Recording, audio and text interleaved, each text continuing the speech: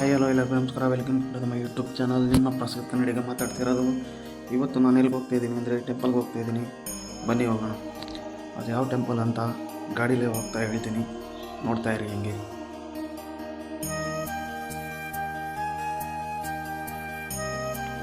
ನಾವು ಹೋಗ್ತಿರೋದು ಯಾವ ದೇವಸ್ಥಾನಕ್ಕೆ ಅಂದರೆ ಶ್ರೀ ಚೌಡೇಶ್ವರಿ ಅಮ್ಮನವರ ದೇವಸ್ಥಾನ.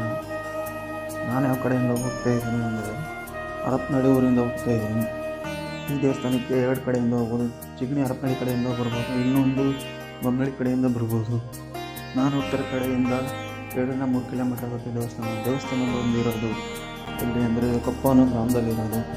ಹೋಗ್ತಾ ಒಂದು 10 ನಿಮಿಷ ಆಗುತ್ತೆ. ಈಗ ಹೋಗ್ತಾಯಿದ್ದೀನಿ ನಾನು. ಜಿಗಣಿ ಸುತ್ತಮುತ್ತಿರೋರು ಒಂದ್ಸಲಿ ಟೆಂಪಲ್ಗೆ ವಿಸಿಟ್ ಮಾಡಿ ಅಂತ ಹೇಳ್ತೀನಿ. ತುಂಬ ಚೆನ್ನಾಗಿದೆ ದೇವಸ್ಥಾನ ಹತ್ರಕ್ಕೆ ಹೋದಾಗ ದೇವಸ್ಥಾನ ಹೇಗಿದೆ ಅಂತ ತೋರಿಸ್ತೀನಿ, ನೋಡ್ತಾ ಇರಿ.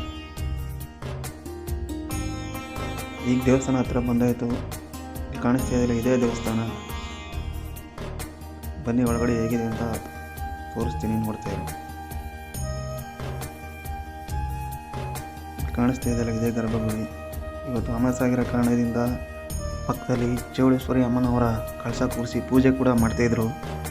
ಆ ಪೂಜೆ ಮುಗಿಸ್ಕೊಂಡು ಹಾಗೆ ಗರ್ಭಗುಡಿಯಲ್ಲಿ ಕೂಡ ಪೂಜೆ ಆಗ್ತಾಯಿತ್ತು. ಚೌಡೇಶ್ವರಿ ತಾಯಿಗೆ ಅದ್ಭುತವಾಗಿ ಅಲಂಕಾರ ಕೂಡ ಮಾಡಿದರು. ತುಂಬ ಚೆನ್ನಾಗಿತ್ತು. ಈ ಚೌಡೇಶ್ವರಿ ತಾಯಿ ಅದ್ಭುತವಾದ ಶಕ್ತಿ ದೇವತೆ ಅಂತ ಹೇಳ್ತೀನಿ.